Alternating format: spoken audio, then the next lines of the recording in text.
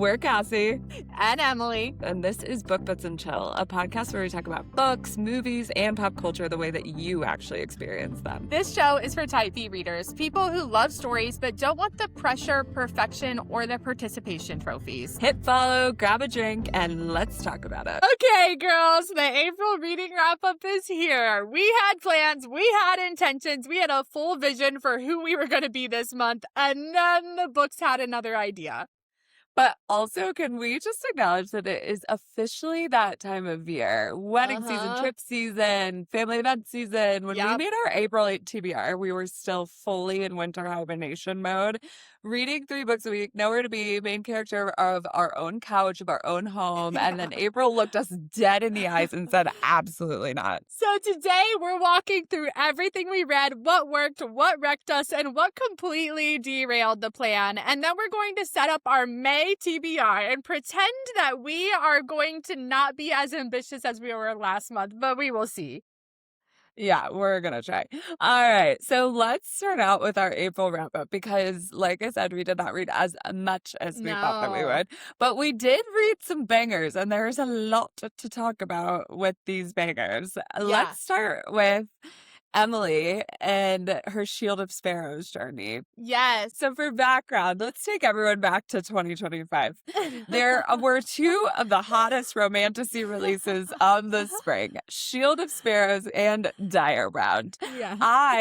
I, Cassie, a devout Romantasy reader, read both through and through, cover to cover. I read those books like there's no tomorrow. I turn to Emily and I'm like, you gotta read these books. You gotta do it, whatever. They're blowing up on BookTok. You're gonna love them. She's like, okay. She starts Shield of Sparrows, DNFs. DNFs it. So let's come back to the present. 365 days later, Emily finally, which this is going to be a trend that you'll see, Rights of the Starling, the sequel to Shield of Sparrows is coming out. Emily decides to read Shield of Sparrows a week before Rights of the Starling comes I was like, wait a minute. I actually think I'd really like to read this book. So please tell us about your experience now that you've gone through it. All I remember is that I was not in the mood for world building at that time. Like I said, I was on this Emily Henry track, which is like fluffy rom-com fun. And I was not ready for like intense world building. So that is why I originally DNF'd Shield of Sparrows. But then I got back into Romantasy in March and just have gone absolutely haywire. And I was like, damn. She has. Why are so many people talking about Rights of the Starling, giving it 6 stars, saying how fun it is? They're all crying. And I'm like, am I missing something here? And so she turns to me and says, am I missing something here? And I said, yes, I have been telling you that you've been missing something for the last 365 days. So I pick up Shield of Sparrows finally, and I'm literally devouring it. I'm obsessed. I literally was like, this world building is amazing. She's like, I love Devney Perry's writing. I'm just so immersed. I love Odessa. I'm like, yeah, these are all the things that I told you were amazing about this book before. I'm like, oh my God, we should read some of her contemporary romance. She's such a good writer. And Cassie's literally burying herself alive. 100%.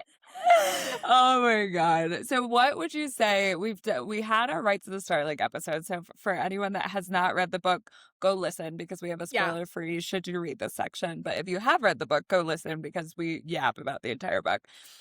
What would you say about like that pipeline of like starting Shield of Sparrows right before Rights of the Starling? Because oh my God, so good. I think that impacted your experience and it impacted my experience too because I hadn't read Shield of Sparrows in a year. I also did not reread it. I read no recaps. And so I just kind of went in blind to Rights of the Starling.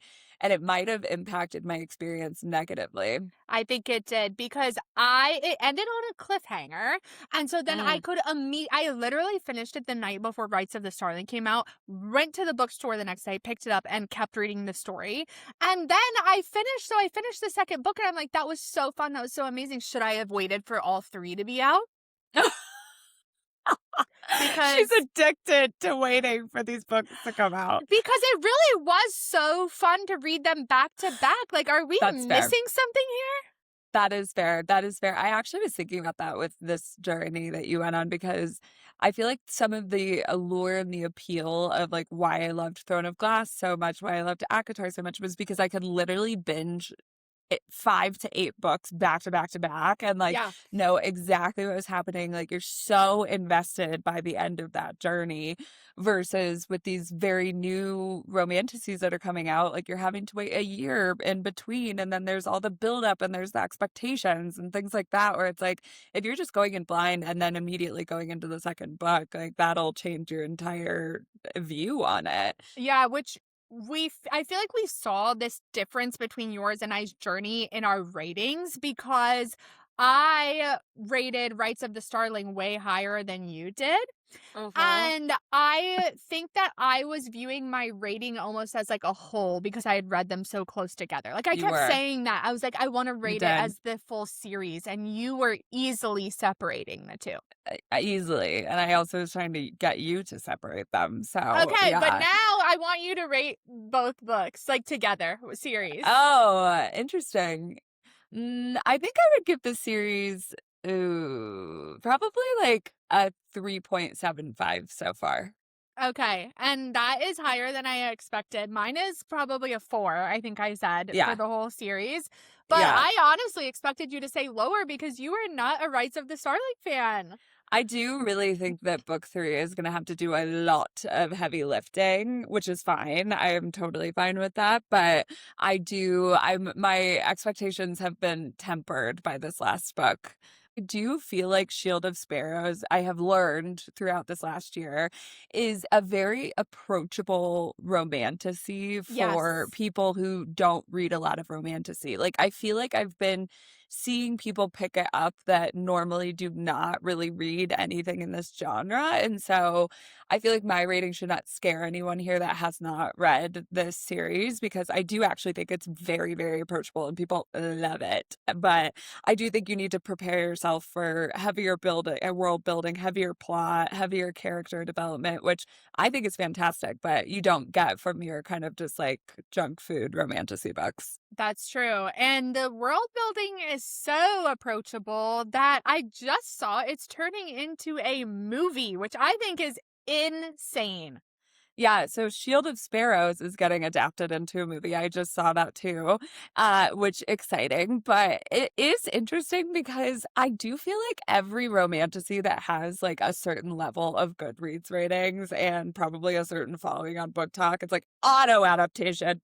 Yes, our TV deal, movie deal. I'm like, are we going too far? I don't know because I love all these books. So I'm like, give me more. But at the same time, I'm like, there's no way all of these are going to be great adaptations, right? No, that's why I'm kind of confused about like what the quality level of these are that are going to be coming out. Like, is this going to be watching like a Lifetime movie version of Shield of Sparrows? Because the budget, they can't be putting budget into all of these Right. adaptations. Right. And let me tell you, for Shield of Sparrows, that will require some budget because That's you're why going I'm to need some confused. heavy CGI for these monsters, like Yeah. make them really look real. Obviously, the casting is going to be really interesting because you have to have like a lot of diversity in the characters. I don't know. Hmm. I'm intrigued. So, like, do you think they're getting a big budget? Like, I feel like that's the only answer, but I don't believe it. I don't know. We need to see the backdoor peek here on Yeah. the financials. But I am actually really excited that they're making it a movie versus a TV show because it Yeah. does feel big and grand enough where it's like you can have a few movies or whatever and it will do perfectly versus like a TV show I think would be too much for me. 100%. Do you think they're gonna try to like YA it down a little bit? Ugh, I hope not. I wonder because like the monsters and the fighting and like the different worlds are like very magical fantasy. And if they just take the sex out of it, then like teenagers can watch it. I don't know. I feel like dark fantasy and things like I think about like the way that Harry Potter ended. Like I would not really call that YA. A lot of the No, stuff that was happening, like outside, no. obviously there wasn't romance, but like I don't know. I hope that they keep it true to to the book. So this was less of a commitment. What we moved on to Mm-hmm. a hockey romance called "The Deal" by Yes. Kennedy. This book I have mixed feelings on. Blah, blah, You blah, know, blah. You know the phrase, "This should have been an email." Like, I feel this way about certain books now where I'm like, "This should have been a TV show, or this should have been a movie instead of a book," Yeah, borderline, yeah, yeah. because I felt that way about The Housemaid. Like, that book was obviously, we know that I thought that was garbaggio, but then the movie was actually good, and The movie then was good. this book, The Deal, is has a show coming out next month called Off Campus, and the previews look amazing. Like, I know I am going to eat this show up. But Yeah. this book was a little cringy, I have to So it say. was written in 2015, and Yes. the vocabulary that outfits the description is very 2015. Like, you really have to be able to put yourself in an alternative headspace, or else you will be cringing the entire time. And you know what? I appreciated that we had been in college in 2015, so I Yeah. was like, a lot of this I can relate to, like, we Yeah. were juniors in college in 2015, like, that there was a lot of relatability there. However, I do feel like there were just some interesting choices this author made. First of all, if you have not read this book, check the trigger warnings before you start, Yes. because that is not something that's made clear on the internet or even before you start the book. So check the trigger warnings. But also, I do think like the romance was light and fun, and it was like delicious to get into, and like the Mhm. main characters are very fun too. Like, I actually really loved the FMC as much as I loved the MMC in it, and I loved their dynamic too. So like, I did find myself like really turning these pages, but by the end I was like, wow, what just happened? What did I just Yes. read? It's a This is something, let me tell you. Okay, so okay, I don't even need to know ratings on this, I don't think. Mine is not good. I think I gave it like a maybe 2 or 3. Well, I immediately read the second one, which You would, did? I don't know, somebody test me for mental illness, I'm not sure. I immediately read the second one, and so my rating for this is actually way higher than it started out, because the second one is so bad. Oof, okay, okay. So, So I think honestly, if 3-5, you 3-5.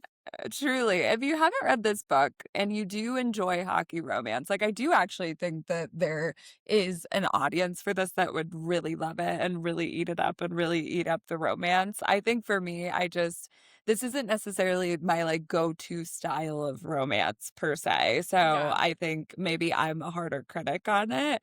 But it was really fun. So like, if you're like in between books, you need a a cleanser, you want something like quick and fun, then this is honestly a great option for Yeah, that. maybe that's why I liked it more. Once again, like, why am I creating such good reading pipelines and you're not? I don't know. But Oh, maybe I enjoyed this book so much because I read it right after the duo of Rights of the Starling and Shield of Sparrows. So it who was an knows? amazing palate cleanser. I read it in like a day and a half.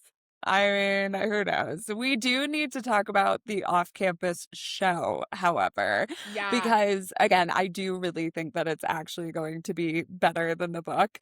I'm really interested in what you think, like, you are emotionally attached to happening in the show versus like what they might leave out. I have a few thoughts, but I feel like Yeah. since you're on this pipeline, you might have stronger Yeah, feelings since than me. I like am a professional, I have stronger feelings. I do wonder if they're going to include the trigger warnings, which are sexual assault and domestic violence. Mhm. I have a feeling they might not. Yeah, And so I don't know that I'm going to miss that part, but it would be a really interesting choice if they left that out, because I think they would be choosing a specific audience, which would yeah, be more like young 20s, teenage YA, like Summer I Turned Pretty audience. yeah, So I would be upset if they left out like anything to do with just like Garrett and Hannah's relationship. Which right. takes me back around to my original thought. How do you portray their whole relationship without you portraying the sexual assault? I don't think you can, honestly. I didn't get the vibe from the preview that they were gonna leave that out, honestly. You didn't I think feel so? like I thought no. so. No, I think they're gonna keep it in. There was, like, a quick part about it, not about it, but that, like, hinted to it that Oh, I think they're okay. gonna end up keeping it in. Because I would be But upset almost that you wouldn't get the full picture of why Garrett's so amazing. it's so amazing. I do think Emily loved Garrett, by the way. why Garrett's I such a great man. I do agree. I think that would take some of the depth out of their like connection with each other. And I do think that that was a big driver of the why of how they came to be and all of that stuff. So I'm with you. I don't feel like maybe it'll be as I feel like the treatment of it in the book was not my favorite, so I feel like maybe the show will do it better and Yeah, more I don't know. I don't know. I'm interested in that too. I also hope that they keep in the a bunch of the dynamic between all the boys, you know, and they like their will. friendship. Yeah, but I feel like if you're really trying to portray this like couple story or whatever, and you're like really focused on those two, like I don't know. There's like probably sacrifices you have to make on the friendships too, They don't you think? will because, I'm sorry, I'm just like such a professional on this series. They will because they need those other storylines for the next seasons because the friends on Garrett's side and the friends on Hannah's side are involved in the other stories. Okay. All right. So it's That gonna be there. But we're gonna see. what I thought you were gonna say is that they do change Justin from the book to the TV Well, show. I was talking about things that I was hoping they would keep in the show. Well, okay, go ahead. I hope that they leave out that weird third act breakup, and I No, hope that they won't. That's literally I the pinnacle of the story. that's not the pinnacle of the The story. pinnacle. Emily, that literally happened with 50 pages left in the book. That's the climax. Not No, that it's kind not. of climax. Wink, wink. We all know that I love the change that they made to Justin. I'm like, it is way more compelling that he's like a musician, whatever, and that they would connect over that than like a random football player who happens to read Ernest Hemingway. Yeah. I was actually going to pay you a compliment earlier, but you didn't think I was going to. That I Oh, loved this idea you had that they're going to make the Justin storyline even stronger in the show, like more of a love triangle. And I yeah. would love to see that. Me too. Me too. Yeah. I hope that they do that. So we'll see. We have some hopes and we have some dreams about this show. Yeah. And so for me personally, I read the 2 Shield of Sparrows books and then the 2 Deal books and then Yep. and then that's like all I had time for in my month. So, Cassie, Okay. tell I us read what you've got. I read one additional book and then I'm in the middle of another book, so I haven't finished Okay. it. So the one that I read at the exact beginning of the book or of the month, I think I started at April 1st and finished at April 2nd, was Dark Shore. And let me tell you, this was a polarizing one because Yes, I know. also flashback to 2025. Emily read this with her book club. They all despised this book. Like, I am not kidding. I have not heard her shit on a book like this, if maybe ever. 4 DNFs. 40. 4 DNFs. And I loved this book. Like, genuinely, I ate it up. I loved the writing style. I loved the immersive writing. Like, she was just so good at imagery and bringing all of that to the forefront. She's really good at the character development. Like, I was invested in all the characters by the end. I did have some problems with it, for sure. Like, there were Yeah. some things that I was like, I wish that didn't happen. But overall, I loved it. And I'm like, I genuinely feel like it's worth the hype. But Emily disagrees. So this is my idea. Okay. I think that you have to read this book at a certain time of year. I read this book when our book club was literally doing like a boat day. It was like summertime. Like Terrible. terrible time. Your book clubs have to make smarter choices. That's why I've Agreed. started to dictate my book club more. So like it's not that it's very moody. It's dark. It's cold. Yes. It's Yeah. like the emotions are strong. Like you really need to be reading this in late October going into November. Or in April, you Or know, in either one. stormy April showers. Like that's when you Why need to do, be reading this book. why do you feel like this book, Wild Dark Shore, is so divisive, truly? Because I genuinely, will as I tell was you. reading it, I was like, I just feel like a lot of people would love this. I know this from multiple sources of different age groups, different reader styles. They said it was depressing. They were like, "Oh my God, I was so depressed reading that Oh, book." Like, interesting. and I Okay. didn't want to be depressed. Like, I'm already depressed in my own life. Like, I don't need to be depressed reading. That was the vibe I was getting. And I Okay. agree. Like Okay. every character in that book had something horrifically sad going on. That's true, and I love a sad book, so I'm already biased, but I do think that beyond the fact that the characters had sad things happening to them, like, it was just such an interesting world and, like, unique setting that you were thrown into that, Yes, like, I I don't agree. know how you wouldn't get swept up in that, and then obviously, like, the commentary on the environment and what's happening, like, I don't know, I just there were so many cool elements where I'm like, you could get past the sadness. I think that it had good imagery. I think that Charlotte's writing was okay, but I think that it was just like too lit fic for me, and I wasn't signed up for that. Fine, fine. I Yeah, love a lit fic, I love a mystery, and, I love some sadness. So yeah. it was the perfect equation for me. Well, you've heard it here first, book clubs. Wait till November to read this book. There you go. Don't read this going into summer, apparently.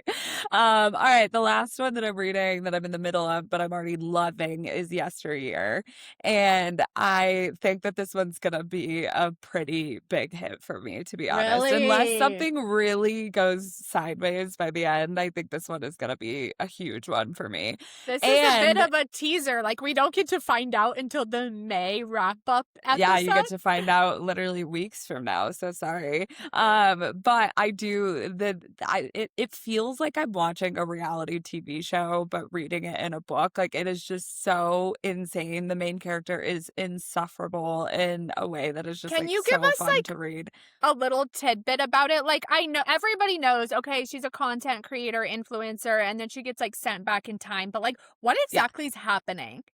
She's a trad wife influencer, and, like, her entire life is built around that. She's basically, like, cosplaying that she's, like, this doting wife and mother and whatever, but then behind the scenes, like, there's just so much stuff that's going wrong and haywire in her life, and so it's about that, and then, like you said, she gets transported back to, like, the 1800s, and she actually has to, like, live the life that she has been parroting online. So it's just this, like, really interesting commentary on obviously where we've gone society-wise with this, like, creator culture and, like, Yeah.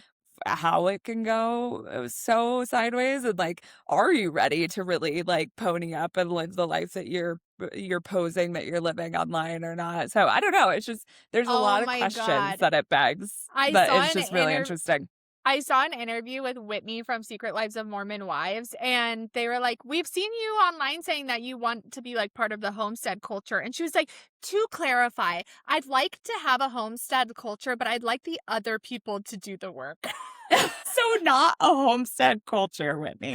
Yeah, she's like, "I would like the fresh fruits and vegetables and the fresh bread, but I'd like to hire somebody to do that for me." Correct. That is literally this main character's vibe, like, to a T. It is insane. So, yeah, I'm eating it up. And it's being also adapted into a movie. Anne Hathaway picked up the rights and is going to star in it as well, which she Yeah. is actually so perfect. Like, now that I'm into it, I'm just picturing her as the main character. And I'm like, she is going to literally knock this one out of the park.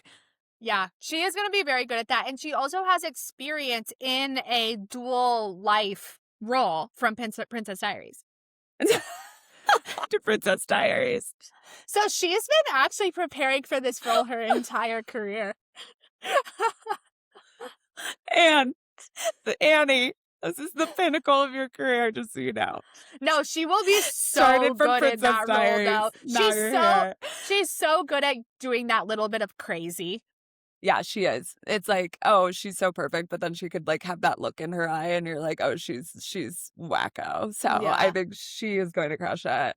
All right, so we just walked through April. We survived, clearly, barely. Yeah. The question is, have we taken any learnings into May? I certainly have not. I have stacked my TBR like there was no tomorrow, so here we are. Actually, let me drop some philosophy on you.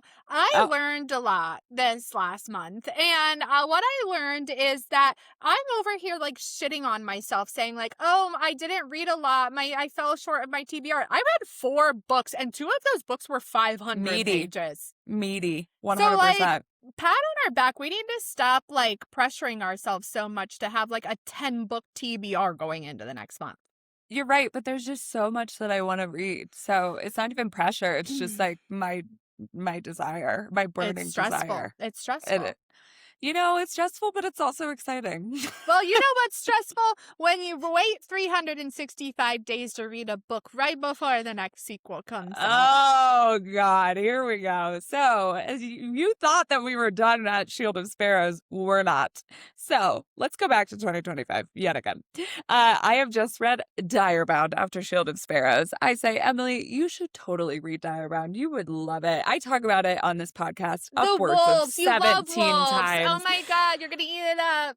I think there's actually a clip that I should bring up at some point when we post this of Emily being like, oh my God, I think you just convinced me to read Direbound. Never reads it. So here we are, 2026. The sequel, Furybound, is about to come out in how many days? Days Days away. Days away. Emily's like, should I read Direbound? I was like, should I speed read this 500-page book really quick? She also has just finished telling me like a week ago that she needs a break from Romantasy. And then out of nowhere, she's like, should I read Direbound? What? Oh my God. So literally I still support you reading it because BookTok is obviously so unhinged over this book. Oh my There's like God. such a house divided over this book, which is really interesting too. Yeah. I do already have an idea of why the house is divided, but I will tell you all more after I read it because we know I have the ultimate say. No. Okay. Let's disregard my thoughts on it. Here's the thing. Here is the thing. I think that Direbound was a great introduction to this world. It like was kind of giving this like ACOTAR vibe where you're like, okay, like I know I'm being baited and switched a little bit here on certain things. Like there's a lot of the building of the world, whatever. I think book 2 is going to be unbelievable. Like I think she has set up a world and a plot and like a twist at the end of Direbound where like going into Furybound, the second book, I am like actually ravenous for it in a way that I was not at all for Rights of the Starling. Well, that was my question. And is just so the first book ends on a massive cliffhanger? Yes. It's huge. Wow. I did guess it, I will say. So it's not like, if you're a theorizer or whatever, you just like pick up on context clues, like you're probably going to guess it. But it's still a big cliffhanger because you're like, oh my God, I need more of this immediately. But I do think like the challenge with Direbound is that like it was kind of set up with what you're saying, where like people were like, oh, it's Fourth Wing, but with Direbound or with Direwolves. And I kind of see that comparison in a lot of ways, but then in a lot of other ways, I was like, not really. Like, I don't know. Like, you're not getting like Tarn and Scale like doing their thing on the side. Like that was like not the vibe with the wolves at all. So I don't know. I think that expectation is tough. People are saying if you read it too close to Fourth Wing, you won't like it. But if you are separated from that storyline, it will feel like coming home. You do really have to separate them. And I also think that's a problem with how we recommend books sometimes in this space where we're like, oh, it's Fourth Wing, but with wolves. And then you like go in with these such specific opinions and then you get let down. It's like, maybe if you just read the book knowing that it's like this really cool story with like an academy setting and dire wolves and like some trials, like, I don't know, you might be like, oh, that's cool. That sounds great. Yeah. Lower our expectations is what I'm hearing. Yes, absolutely. So yeah, I am very excited for the second book and we shall see if Emily reads the first one. Yeah. I also have a kind of similar train of thought going on with my next book that I'm putting into the TBR. Okay. I started my Emily Henry journey last spring and I never read Beach Read. And now Beach Read is getting adapted. And I'm like, oh my God, I have to read this before this movie comes out. So I think I'm adding that to the TBR because why hasn't she come out with a new book this year? I'm so confused. I don't think she comes out with books every year. Does she not? That's my expectation of her. I think between her last book and Great Big Beautiful Life, there was like years in between that. Oh no, what kind of fandom have I signed up for? I think the Romantasy has really put our standards like in hell at this point. Like it's not fair at all. Like we should not be expecting new releases out of the same author every single year. I literally thought Spring Queen Emily Henry came out with a book every spring. Maybe next spring. Who knows? But you know what's great? You haven't read her entire catalog, so you can read No. Beach Read, which is Yes, where I think that people should start their Emily Henry journey. I But I know. digress. And I never listen to you, so you do digress. That's the theme of this episode is that Emily does not listen to me. The casting news for Beach Read has come out. Obviously, they started with Phoebe Devner, Love her. who is perfect for January. Perfect. And then they follow up with Gus's casting, and it's Patrick Schwarzenegger. I don't even know what Gus is supposed to be, but I just already know that's the wrong choice. It's the wrong choice. It is the wrong choice. And there's a lot of controversy over it, by the way. Like, BookTok is literally up in arms over this. And granted, I do think it's hard when you're adapting a book. Everyone has their own opinion and the way that they saw the character and whatever. But genuinely, this is like nowhere near what I saw for him. So run it back, run it back. Is he supposed to be a person of color? Because I'm seeing that a lot online. Is he supposed to be buff? Because Patrick Schwarzenegger really isn't buff. Like, what is the vibe that we're supposed to be getting from Gus that's not Patty? Oh, wait, it's Patty. So Gus is very like moody, broody. Like he's your classic, like, Mm. the grumpy sunshine trope that she loves to write. Like Gus is very much the grumpy one.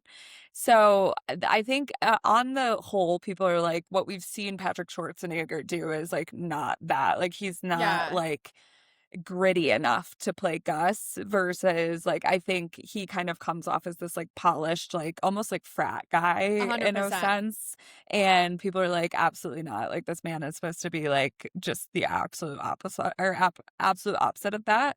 And then I think also sometimes like the way that Emily Henry describes her MMCs can be open up the floor to like, are they just a tan white person or are they actually like maybe a Mm. person of color? So I think there's like also just a lot of discourse around that too. Interesting. So, Hmm. do you think that obviously Phoebe was so popular in Bridgerton a couple of years ago, and then Patrick was just in White Lotus season 3, which was incredibly popular. So, do you think that was like the pull, like they were trying to do that little like marketing number?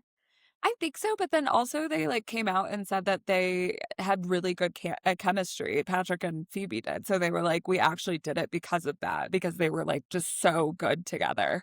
I believe that Phoebe was carrying that entire chemistry because I believe that woman could have chemistry with anybody. I would agree. So But Patrick was just like lucky to be in her orbit. it's gonna be really hard to see her come from acting alongside, Roger Jean Page Yeah. to Patrick Schwarzenegger. I really love Roger Jean Page, but I literally am so upset with him that he refused to return to Bridgerton. That's okay. We'll forgive him. Yeah. All right. So the next book that I am planning to read is another popular book talk book right now called Into the Blue by Emma I Brody. know. You've almost got me convinced. Almost, but I probably won't. And I'm really excited for that one. It's a What is it romance, and people about? have been like, it is literally devastating. I actually don't know the full plot. Can we look it up live? Because I am really curious. People are saying it's devastating. It's a romance. Into the blue. And are we going into the sky? Are we going into the ocean? I would love to know. An epic decade-spanning love story about a video store worker and an acting dynasty heir who form a deep bond, are mysteriously separated, and later reunite on a TV show where their past and present blur, exploring themes of fate, timing, and first love. Oh, I'd love that. A dynasty heir? Are you kidding me? And a Blockbuster employee? I love Blockbuster. Blockbuster specifically. Yeah. Are they I mean, actors on a TV show, you think, or they're like on a reality TV show? Probably reality TV show, Like a I have to dating show, imagine. which I Yeah, also love. Oh I my know. God. I know. It honestly is giving a like blend of like contemporary literary fiction and romance, which I'm very into. Yeah. So I I'm just kind of couldn't excited for tell that if one. it was just marketing. Like, I was really, because, I you know. see a certain like top 10 creators like pushing the book, and you're like, okay, somebody is paying you. So, but then Yeah. I've been seeing like smaller creators say that it's also very good. So I do believe them. Well, I'll let you know when this small creator ends up talking about it, and Yeah. we'll keep you posted. I might read it too. Watch your back. Whoa, whoa, whoa, whoa. Okay. But for me, I'm only committing to those 4 books: Direbound, Furybound, Beach Read, and Into the Blue, potentially. I was like, what's the fourth book? So, like, that feels Okay. good to me. Like, I have some travels later this month, Yeah, I that's have some fair. other social engagements going on. Like, 4 Yeah. books is a lot. That feels right to me too. I have Yeah. more books, but I'm just going to rapid fire them. So, Okay. the first book is for my book club. And this book I've been wanting to read 4 months, and I've said that Theo of the Golden. I really want to read that. I'm really excited for that. My book club literally just picked it last night, and I was so pumped. The next are some new releases. I'm just going to rapid fire. Our Perfect Storm by Carly Fortune. This will be my Okay. first Carly Fortune, which is crazy and exciting. Yeah. And then The Burning Side by Sarah Damoff. I read The Bright Ears by her 2 months ago and was Yep. obsessed. She is now an auto-buy author for me, Yep. so I am, of course, buying this book. Stormbreaker. Oh, I guess I should say the genres that these are. Our Okay. Perfect Storm is a romance. The Burning Side is, I think, a literary fiction. And then Stormbreaker by Nisha J. Tooley is a YA dystopian. She has not put anything out in a long time, and this is kind of her first big release in a while. So I'm very excited for My that. eyes are wide open. I forgot about that book. Oh, did you? Did you now? Are you I going to might add it have to to your read that one in TBR? June. No, I might have to read it in June. You don't Okay. have to read everything right when it releases, Cassie. Okay, You're don't right. put that You're pressure right. on us. I'm not. You are doing it yourself. Okay. I'm just in a rapid fire over here. Okay. And then Fame Sick by Lena Dunham. It's a memoir, and I Oh. actually just restarted a girls rewatch, and I was like, oh my God, I have to read this book. And then the last book I'm going to read is a Kennedy Ryan book. I have been really wanting to read Before I Let Go, and then maybe I'll continue my Kennedy Ryan tangent that I've been on in 2026. That is a wild TBR. I'm Wild. excited. I mean, it's a little Okay. bit of everything, you know? We got some romantasy, we got some romance, we got some literary fiction, we got a memoir. Like, we got it all. Do you have any fear that I'm going to continue to read the off-campus series? No, do you? Potentially. Okay, that's a good warning for me and the rest of our audience. We'll all stay tuned over here. Stay tuned for next month's episode to find out if I actually just read the rest of the off-campus series. God, let's hope not. All right, that was our April wrap up and our very ambitious May TBR, which we're very excited about. We would love to hear from you about what you loved from April, what you're excited for May, what you think that we should absolutely be reading or absolutely not be reading, and all the things. Give us all the dirty deets because we always like to hear that. Okay, well, we will see you next week for a very exciting episode that you will not want to miss our reactions on. Wow, what a tease. So, All right. Well, yeah. until then, we'll see you same time, same place. Grab your blankets, grab your book boyfriends, and we'll see you then. See ya.